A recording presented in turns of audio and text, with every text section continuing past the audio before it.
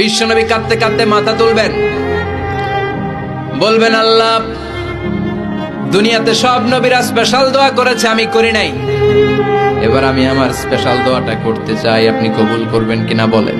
আল্লাহ বলবেন, নবী কি আপনার দোয়া বলেন?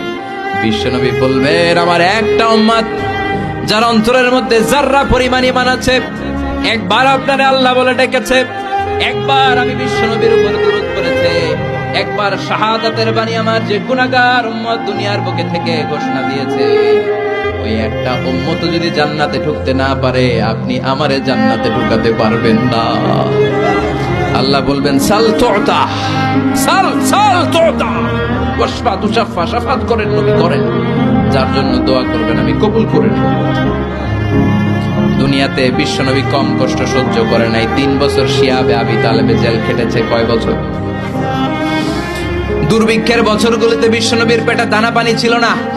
কলিজার টুকরা হাসান হুসাইন কই মাছের মতো ছটফট করেছে, জামিনে ক্ষুধার জ্বালায় বেহুশ হয়েছিল। বিশ্বনবী যদি ওই স্পেশাল দোয়াটা করতেন, জান্নাত থেকে খাবারের বস্তা পাঠিয়ে দিত কে? ওই দোয়া করছিলেন? জেলখানায় আল্লাহরে বলছিলেন, আল্লাহ স্পেশাল দোয়া করলাম, জেল থেকে মুক্ত করে দেন, করছিলেন?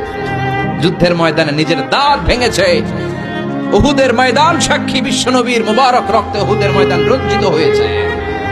সেদিনও বিশ্বনবী ওই দোয়াটা করে নাই। চিল্লায় বলেন ঠিক কিনা?